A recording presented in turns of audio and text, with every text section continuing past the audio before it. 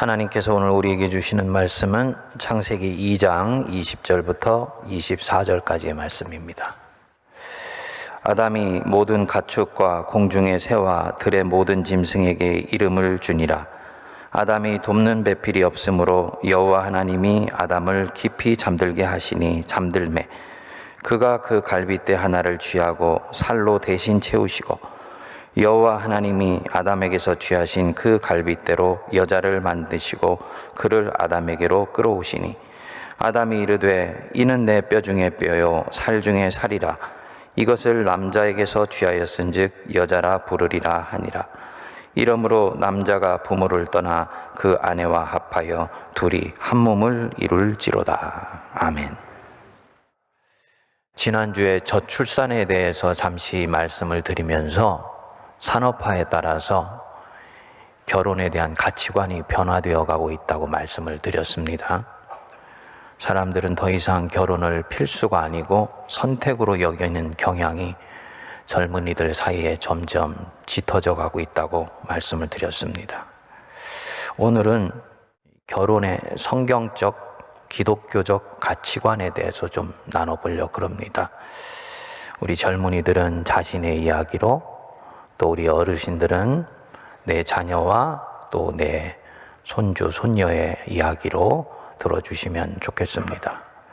어떻게 보면 결혼식에서 선포되는 주례사 말씀과 유사할 수도 있는데 이것을 이 대배 때 굳이 설교를 해야 되는 이 현실이 심히 안타깝게 느껴집니다. 미국의 유명한 설교자이면서 저술가인 팀 켈러 목사가 결혼관에 대해서 책 한 권을 썼습니다. 책의 이름이 The Meaning of Marriage라는 책인데 우리말로는 팀 켈러 결혼을 말하다라는 책으로 번역이 되어 있습니다. 오늘이 청년주일로 지키는 날인데요. 우리 젊은이들이 꼭 한번 읽어보면 좋은 책입니다. 팀 켈러는 이 책에서 현대사회에서 결혼제도는 심각한 위기를 겪고 있다고 진단을 합니다. 결혼을 하지 않으려고 하고 결혼을 자꾸 미루는 정도가 아니라 결혼제도 자체가 이 현대사회, 이 AI 문명 시대에서 정말 의미가 있는 것인지를 물을 수밖에 없는 그런 새로운 세대가 다가오고 있다고 봅니다. 그는 결혼은 점점 죽어가고 있다 이렇게 이야기를 합니다. 크게 세 가지 이유를 듭니다. 첫 번째로는 젊은이들이 결혼에 대해서 예상외로 비관적인 생각을 갖고 있다는 것이지요. 많은 젊은이들은 결혼하면 불행해진다는 선입견을 갖고 있다고 합니다. 기성세대가 결혼한 이후에 어려움을 겪고 있거나 이혼한 경우를 일반화해서 구체적인 근거도 없이 결혼 생활은 자유를 제한하고 자아 성취를 억제하며 경제적인 손실을 가져다 주어서 내 인생을 불행하게 만든다고 예단한다는 것입니다. 하지만 관련된 연구들을 살펴보면 하나같이 결혼한 부부들 가운데 행복하다고 고백하는 확률이 61% 내지 62%라 그럽니다. 그리고 미국 사회에서 이 통계는 지난 10년 동안에 크게 변하지 않았다라고 이야기를 합니다. 그런데 젊은이들은 결혼하면 불행해진다고 생각하고 있다는 거예요. 둘째로 현대인들은 당사자에게 맞는 온전한 짝을 만날 때에야 행복한 결혼 생활을 할 수 있다고 믿는다는 것입니다. 무슨 뜻이냐 하면 이전에는 결혼이 우리의 문제였는데 지금은 결혼은 내 문제가 되고 내 판단이 되어서 개인적인 만족을 추구하기 위해 이 결혼을 계약 관계로 본다는 것이지요. 그래서 그 만족을 얻기 위해서 자신에게 딱 맞는 짝을 만나려고 한다는 것입니다. 우리가 아니라 내가 중요한 것입니다. 이렇게 되면 상대방을 대하는 데 문제가 생기게 됩니다. 저 사람이 나를 어떻게 행복하게 해줄 수 있을까? 이것을 먼저 묻게 되는 것이지요. 우리가 어떻게 행복한 가정을 이룰 것인가가 아니에요. 초점이 내가 가 있기 때문에 상대방에 대해서 갖는 기대치가 점점 높아지게 됩니다. 그래서 배우자에게 치명적인 부담감을 가져다 주게 되는 것입니다. 이렇게 되니까 점점 서로가 서로에게 대해서 결혼을 두려워하는 추세가 강화되어 가고 있다고 합니다. 셋째로 팀 켈러는 현대사회의 개인주의적 성향이 결혼관에도 영향을 미치고 있다고 봅니다. 그래서 결혼을 자아실현의 방편이나 정서적 성적 만족을 얻는 통로로 본다는 거지요. 전통적으로 결혼 생활은 본래 사랑하는 사람이 만난다든지 혹은 한 공동체에서 두 사람을 묶어주어서 서로 안정을 주고 받으면서 상호 책임과 상호 의무를 실행해 나가고 이것을 통해서 삶을 가꾸어 나가는 과정으로 여겼습니다. 그런데 이런 것은 서서히 사라지고 결혼은 마땅히 이렇게 나를 행복하게 해줘야 돼 라고 단언을 하면서 대하지만 그렇게 나를 충족시켜줄 사람도 없고 여건도 되지 않기 때문에 점점 결혼을 두려워하고 결혼 연령도 뒤로 미뤄지게 되는 것입니다. 성도님들은 어떻게 느끼시는지 모르겠습니다만 저는 읽으면서 상당히 설득력이 있게 들렸습니다. 만일에 이런 현상이 이 산업화된 사회 속에서 계속 지속되도록 놔두면 어떻게 되는가? 어느 순간부터 결혼제도 자체가 의미가 없는 것이 되어버리게 되는 것이죠. 인간 사회가 더 이상 결혼을 하지 않고 무분별하게 서로 관계를 주고받는 이런 것을 허용해야만 되는 그런 순간이 오게 될 수밖에 없는 거예요. 무슨 뜻이겠습니까? 지금의 이러한 젊은이들의 사고방식은 사실은 인류를 위해서도 공동체를 위해서도 지속 가능하지 않은 사고방식이라는 뜻입니다. 우리 기독교는 결혼을 이렇게 보지 않습니다. 결혼을 출산을 위한 어떤 합법적인 통로로 보지 않아요. 결혼을 자아를 실현하고 행복을 얻기 위한 장치로 보지도 않습니다. 결혼은 하나님이 인간에게 주신 선물이에요. 하나님이 인간에게 주신 축복의 통로입니다. 하지만 이 선물 상자 안에 뭐가 들어있고 그 안에 어떤 선물이 어떤 면에서 우리에게 좋은 것인지는 세월 속에서 하나씩 하나씩 포장을 뜯어서 살펴보게 되면서 점점 알게 되는 것입니다.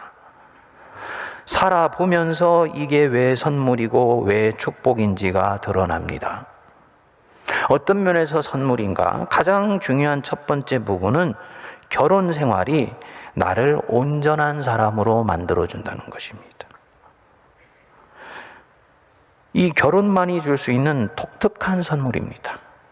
결혼은 당사자들로 하여금 바뀌지 않으면 안 되도록 만듭니다. 어떤 경우에 있어서는 바뀌지 않고도 얼마든지 살아갈 수 있는 공동체가 있을 수 있는데 이 결혼이라는 독특한 공동체 생활은 나로 하여금 나의 연약한 부분을, 나의 잘못된 부분을 바꾸지 않으면 이 공동체가 건강하게 유지해 나갈 수 없도록 나를 푸시해요. 바로 그 순간 속에서 생명이 알을 깨고 나오듯이 변화되는 일들이 일어나게 되고 이것이 이 사람을 온전한 사람으로 만들어주는 것입니다. 성경에 보면 하나님이 인간 사회에 직접 만드신 제도가 두 개가 있지요. 하나가 교회고 다른 하나가 바로 이 가정입니다. 창세기 2장 18절을 보시면 사람이 혼자 사는 것이 좋지 아니하니 내가 그를 위하여 돕는 배필을 지으리라 하시니라 말씀했습니다. 여기 이 혼자 사는 것이 좋지 아니하다 할 때 이 좋다라는 말이 히브리어로는 토부입니다. 하나님이 피조물을 지으시고 보시기에 좋았더라. 바로 이때의 토부예요. 완전하다, 온전하다, 완벽하다, 그것이 그 자리에 딱 맞게 배치되어 있다 이 뜻입니다. 그런데 사람을 보시고 심히 좋았는데 홀로 있는 것을 보니까 뭔가가 빠져 있는 것처럼 보인 거예요. 홀로 에덴 동산을 가꾸고 있는 모습을 보니까 뭔가 힘에 부치고 있다는 느낌이 우리 하나님께 드신 것입니다. 그래서 그의 갈빗대를 취하여서 다른 사람 하나를 만드시고는 그를 여자라고 불렀습니다. 그리고 이 여자를 아담에게 보여주었을 때 아담이 찬양을 부릅니다. 2장 23절 말씀이지요. 이는 내 뼈 중에 뼈요 살 중에 살이라. 히브리어로는 보면 감탄사로 나옵니다. 보라, 바로 이것이었다. 이는 내 뼈 중에 뼈요 살 중에 살이다. 무슨 얘기겠습니까? 아담도 자기가 혼자 살고 있을 때 뭔가 지금 자기 인생 속에 빠져 있는 것이 있다는 것, 결여되어 있다는 것이 있다는 것을 알아차리고 있었다는 것이지요. 그런데 그것이 무엇인지를 정확하게 캐치하지를 못했어요. 그런데 하나님이 지어주신 이 여자가 자기에게 오는 것을 보면서 자기에게 뭐가 빠져 있는 것인지를 이때 깨달아 알게 되었다는 것이죠. 그래서 보라, 바로 이것이었다. 내 뼈 중에 뼈요 살 중에 살이다. 이 구절에는 남녀 간의 결혼을 이해하는 영적 비밀이 들어 있습니다. 먼저 사람은 홀로는 절대로 완성될 수 없다는 것을 뜻합니다. 홀로는 온전하지 않아요. 하나님이 내게 주신 짝을 만나서 같이 살아가면서 한 사람은 다른 한 사람을 통해서 온전해지고 완성되어 갑니다. 이 한 사람과 같이 있으면서 비로소 하나님이 주신 내 인생의 에덴 동산을 아름답게 가꾸어 나갈 수 있는 온전한 힘을 갖추게 되는 거예요. 팀 켈러가 얘기했던 미국의 젊은 세대같이 처음부터 완전한 짝을 만나서 내 인생을 성취해 가는 것이 아니라는 거지요. 나와 전혀 다른 사람을 만나 같이 살아가기도 합니다. 아내보다 남편이 부족한 경우도 있고 남편보다 아내가 조금 부족한 경우가 생길 수도 있습니다. 그런데 이런 사람들이 같이 만나서 살아가면서 내 연약함이 또 동시에 드러나지요. 사람은 절대로 성숙한 가운데 결혼하지 않아요. 다 죄인이고 연약한 가운데 이 결혼 안으로 들어갑니다. 그렇기 때문에 결혼 생활을 하면서 이기적인 마음도 여전히 살아있고 깨지기 쉬운 연약한 부분도 그대로 상대방 앞에 드러나게 되어 있습니다. 두 사람이 같이 살면 이 부분이 여실히 드러나요. 그런데 같이 살아가기 때문에 피할 수가 없기 때문에 어느 순간부터인가 내가 가지고 있는 고약한 습성이 문제가 되는 순간이 옵니다. 직장에서는 가릴 수 있었는데 결혼 생활을 하면 가릴 수가 없는 부분이 드러나는 순간이 오는 거예요. 이때 이 습성을 고수하려고 하면 내가 같이 살고 있는 사랑하는 사람과 부딪히게 되고 상대방에게 아픔이 되지요. 내려놓게 되면 내 스타일을 포기해야 될 것 같아서 대단히 부담스럽습니다.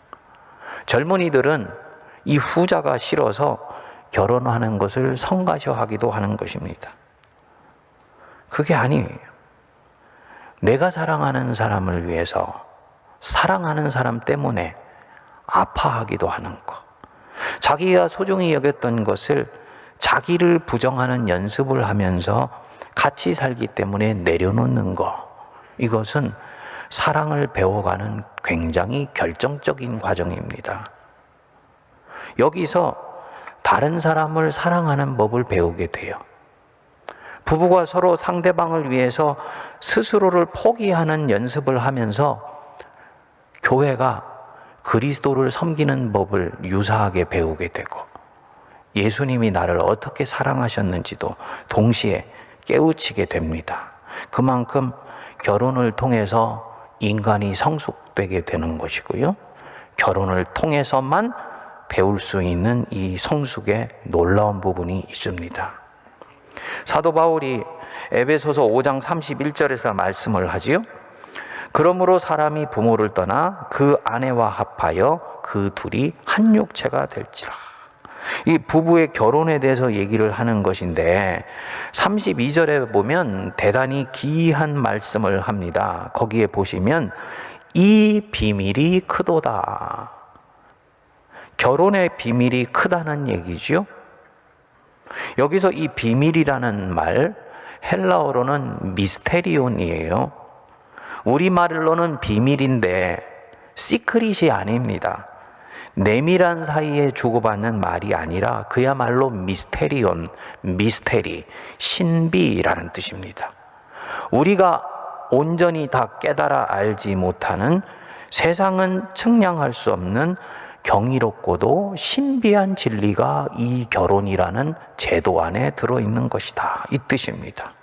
그래서 교회와 그리스도가 서로 사랑하듯이 결혼을 통해서만 오묘하게 서로 사랑하고 자기를 극복하고 타자를 품을 수 있는 놀라운 은혜의 신비가 있다는 얘기입니다. 절대로 이상형은 없어요. 그리고요, 제가 이때까지 목회를 하면서 성도들 중에 단 한 사람도 목사님, 내 배우자는 나의 이상형이었습니다 라고 얘기하는 분이 없었습니다. 저는 이것은 하나님의 경륜이라고 봅니다. 나의 이상형을 만나게 되면 나는 나를 바꿀 필요가 있다 없다? 없어요. 아마도 나의 이상형은 당연히 나를 있는 모습 그대로만 받아줄 것이기 때문입니다. 상대방도 나에 대해서 같이 생각하죠. 근데 그렇지 않아요. 항상 무엇인가가 빠져있는 모습으로 서로 만나게 되고, 동시에 그렇기 때문에 나를 바꾸지 않고는 이 결혼 생활 자체가 힘들어지는 지점까지 나를 교묘하게 푸시해 나가는 일들이 일어나게 됩니다. 당연히 함께 살아가면서 자기를 내려놓아야 돼요. 자기 스타일을 포기해야 되는 경우도 있습니다. 심지어는 자기를 부정해야만 사랑하는 사람과 같이 살 수 있는 그런 케이스들도 만나게 됩니다. 처음 당시에는 결혼을 위해서 성가시게 포기해야 되는 것 같아요. 그런데 나중에 보면 다 거기에 섭리의 손길이 있습니다. 만일에 우리 성도님들 중에 나는 결혼을 하고도 내가 가지고 있는 그 어떤 것들을 크게 포기하지 않고 살고 있는 것 같은데 라고 생각이 되신다면, 나의 배우자가 아마도 나를 위해서 어마어마하게 많은 것들을 포기하고 있을 것입니다. 저희 가정의 결혼 초 얘기를 좀 드리겠습니다. 사람들 보면 이게 바이오리듬이 있지 않습니까? 그렇죠? 그래서 이 하루에 24시간 중에 두뇌가 활발하게 움직이는 시간이 있고 무기력해지는 시간이 있어요. 그래서 어떤 사람은 새벽이 되면 눈이 초롱초롱한 스타일이 있죠. 새벽형이라 그러죠. 어떤 사람은 밤 10시가 넘어서 10시에서 2시 사이에 두뇌 활동이 가장 활발해지는 사람이 있어요. 이게 한밤형이라고도 하고 올빼미형이라고 하기도 합니다. 옛날에 보면 우리 정치인의 YS가 이 새벽형이고 DJ가 이 한밤형이었다고 그럽니다. 저는 바이오리듬으로 보면은 이 한밤형입니다. 밤 10시에서 새벽 1시 사이가 가장 머리도 활발하게 돌아가고 창의적인 생각이 많이 떠오르는 때예요. 근데 문제가 있었습니다. 우리 아내는 새벽형이 있어요. 거기다가 신혼 때에는 이 사람이 병원을 다니고 있었습니다. 당연히 일찍 자고 일찍 일어나야 되는 것이지요. 이게 신혼 초기에 문제가 된 것입니다. 서로 바이오리듬이 맞지 않으니까 아내는 자야 되는데 남편은 유령처럼 밤에 돌아다니는 거예요. 아내 입장에서는 시끄럽기도 하고 옆에 있어야 되는 남편이 옆에 없으니까 잠을 청하기가 쉽지 않지요. 또 저는 저대로 이전에 혼자 있을 때는 누가 간섭하는 사람도 없이 한밤에 마음껏 책도 읽고 공부도 할 수 있고 논문을 쓸 수도 있었어요. 당시에 제가 학생이었습니다. 그런데 자꾸 아내가 시끄럽다고 하니 여간 성가시지를 않은 거예요. 여러분, 집에서 학생하고 직장인하고 싸우면 누가 이기겠습니까? 직장인이 이기더라고요.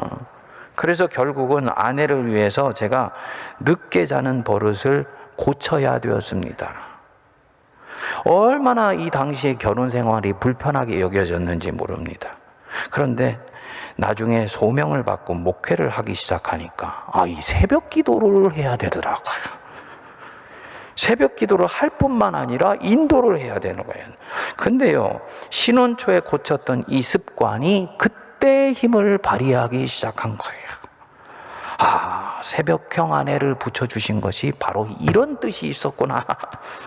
그 주님의 신비로운 손길을 알게 된 것입니다. 이게 단적으로 이 예입니다만, 저는 우리 집사람을 만나서 굉장히 많이 바뀌었습니다. 동시에 우리 집사람 또한 저를 만나서 굉장히 많이 바뀌었어요. 결혼이 가지고 있는 독특한 속성이 있고, 이것은 서로를 변화시키는 힘이 있다는 것을 알게 됐습니다. 잠언 27장 17절에 이렇게 말씀합니다. 철이 철을 날카롭게 한같이 사람이 그 친구의 얼굴을 빛나게 하느니라. 부부 관계가 바로 이런 것이더라고요. 아내가 남편을 빛나게 해주고 남편이 아내를 빛나게 해주는 거예요. 물론 서로 사랑하기 때문에 때로 주장하기도 하면서 다투기도 하지요. 그것 때문에 상대방에게 아픔을 주기도 하지요. 그렇지만 결국은 이것을 참고 견디고 이겨나가면서 서로 고쳐주고 서로 온전하게 해주고 서로 빛나게 해주는 관계가 됩니다. 그래서 이 결혼은 하나님의 선물인 거예요. 둘째로, 부부는 서로가 서로를 꽃 피우도록 도와주는 영혼의 친구입니다. 이 남편과 아내가 결혼을 하고 나면 처음에는 단순히 아내하고 남편이라는 이 모노 이미지만 갖고 있는데, 결혼 생활이 깊어지게 되면 상대방에 대해서 굉장히 다채로운 이미지를 갖게 돼요. 맨 마지막에 뭐가 남습니까? 하고 어른들한테 물었더니, 목사님, 애정으로 시작했어요. 온갖 것 다 경험하고 맨 마지막에는 의리가 남습니다. 굉장히 저는 소중한 부분이라고 생각해요. 의리가 남는다. 살았던 세월 속에 붙어있는 정이 나로 하여금 끝까지 상대방에게 충성하게 해준다는 거예요. 만일에 남편과 결혼하고 난 뒤에 내 인생은 그저 남편을 위한 부속물이 되어버렸다? 혹은 결혼하고 나서 내 인생은 없어져 버리고 아내에게 맞추느라고 나 자신은 다 잃어버렸다? 40, 50대 넘어서 이 중년의 사람들이 푸념을 늘어놓는 경우가 얼마나 많은지 모릅니다. 바로 이런 경우입니다.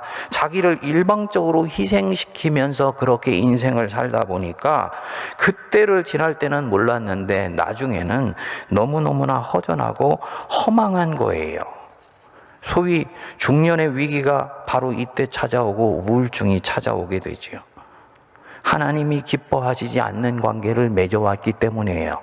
지금부터라도 빨리 이 부분을 수정을 할 때 건강하고도 행복한 노년을 두 사람이 맞이할 수가 있습니다. 여러분, 어느 한쪽의 일방적인 희생이나 일방적인 헌신을 바탕으로 해서 만들어진 이 가정관계는 반드시 문제가 생기게 되어 있습니다. 기독교 신앙은 그렇지 않아요. 기독교 신앙은 철저히 쌍방관계입니다. 상호 복종하고 상호 희생합니다. 에베소서 5장 22절에서 말씀했어요. 아내는 남편에게 복종하기를 죽게 하듯 하라. 25절에는 보면 남편은 아내 사랑하기를 그리스도께서 교회를 사랑하시고 교회를 위하여 자신을 주심같이 하라. 그러니까 철저하게 서로가 서로를 만나서 서로 사랑하고 서로 복종하고 서로 희생하면서 그 인생이 상대방을 피워낼 수 있도록 세워줘야 합니다. 이것이 건강한 기독교적 결혼관이고 부부생활관이에요. 이렇게 두 사람이 만나서 영적으로는 하나님을 섬기면서 한 가정에서 살게 되면 서서히 이 사람들이 영혼의 친구가 되어 갑니다. 그래서 애정이 식어가고 난 이후에 전혀 다른 종류의 정신적인 사랑이 이제 본격적으로 시작될 수 있어요. 서로 눈빛만 봐도 무엇을 생각하는지를 알게 되고요. 내 영혼의 가장 깊은 사정을 정직하게 내어놓고 이야기할 수 있으니까 바깥에서 받았던 스트레스들 때문에 힘들 때 제일 먼저 아내에게, 남편에게 달려가고 싶은 마음이 찾아들게 됩니다. 상대방의 마음을 누구보다도 깊이 헤아려 줄 수 있게 됩니다. 한숨 소리 하나를 들으면서도 옆에 있는 내가 그 한숨에 공감할 수 있는 그런 마음을 갖게 돼요. 그러니까 내 영혼의 미묘한 파장도 읽어주고 공감해 줄 수 있는 사람이 내 가장 가까운 곳에 있다? 하나님이 주신 엄청난 축복이지요. 질문이 나옵니다. 그래도 남편과 아내 사이에 뭔가 이 위계 관계는 있을 것 아니냐? 성경적으로는 여자가 남자한테서 나왔고 또 하나님이 여자를 남자를 돕는 배필로 주셨으니까 남자가 위쪽 아니냐? 구약적 관계에서는 그러해요. 옛 언약에서는 아내는 남편에게 종속된 관계입니다. 그런데 새 언약, 신약에서는 다릅니다. 그리스도 안에서는 남자나 여자나 종이나 자유자나 유대인이나 헬라인이나 하나입니다. 하나라는 말은 인격적으로 주 안에서 동등하다라는 말입니다. 사도 바울이 고린도전서 11장 11절 12절에서 이 창세기 2장을 재해석하면서 이렇게 말씀을 합니다. 그러나 주 안에는 남자 없이 여자만 있지 않고 여자 없이 남자만 있지 아니하니라. 여자가 남자에게서 난 것 같이 남자도 여자로 말미암아 났으나 모든 것이 하나님께로부터 났느니라. 남녀 간의 상하관계나 종속관계는 그리스도 안에서는 형성될 수 없는 것이다. 만일에 예수를 믿고 있는데도 그런 관계가 내 가정 안에 이루어져 있다면 그것은 세상에 죄악에 물들어 있는 문화가 지금 우리 가정 안에 들어와 있는 것이라고 보아야 된다는 것입니다. 하나님 자녀의 집에서는 부부는 인격적으로 동등해요. 물론 기능적으로는 남편이 제사장입니다. 그래서 부부가 합의해서 결정을 해요. 서로 좁혀지지 않을 때는 최종적인 결정은 제사장인 남편이 하게 되는 거예요. 이게 성경적인 것입니다. 인격적으로는 동등하지만 신앙적으로 세워주신 권위가 있기 때문이에요. 교회에서도 마찬가지지요. 저와 여러분들은 주 안에서 인격적으로 동등한 관계입니다. 그리스도 안에서 하나이고 형제이고 자매예요. 하지만 교회를 섬기는 일을 위해서 기능적으로 목회자로 세워주시고 평신도로 세워주셔서 권위를 서로 나눠서 갖게 합니다. 이런 부분에서 저희 가정도 작은 것은 아내가 결정을 하게 합니다. 하지만 진로라든지 인생의 행로가 결정되는 부분이라든지 자녀와 관련돼서 정말 중요한 결정은 사모가 철저하게 제 뜻에 따릅니다. 하나님이 남편을 제사장으로 세워주셨기 때문이에요. 동시에 남편이 제사장으로 세워졌다고 해서 아내를 함부로 대하면 안 되지요. 그리스도께서 교회를 위해서 자기 자신을 주신같이 대하는 것이 가장 온전한 남편의 상이라는 거지요. 당연히 남편은 아내를 섬기고 돌보지요. 그의 인생을, 나의 인생을 이루기 위한 희생물로 강요하지 않지요. 오히려 그 인생이 꽃피워지도록 돕지요. 여러분, 절대로 부부간에 함부로 반말하지 마세요. 서로 존중해 줘야 돼요. 서로 존댓말 하세요. 서로를 존중하는 것은 자기를 존중하는 것과 같습니다. 그래서 에베소서 5장 28절은 말씀하지요. 자기 아내를 사랑하는 자는 누구를 사랑하는 것이라? 자기를 사랑하는 것이라. 미국에 한 중년 부부가 있었는데 그만 아내가 수술이 잘못되어서 실명하고 말았습니다. 그 후에 남편은 매일같이 이 아내의 직장까지 아내를 데려다 주고 출근시켜주고 하루 일과가 끝난 이후에는 집까지 데려다 주었다랍니다. 그런데 어느 날 갑자기 남편이 아내에게 서로 이제 직장이 너무 머니까 이제부터 혼자 출근하라고 말을 한 것입니다.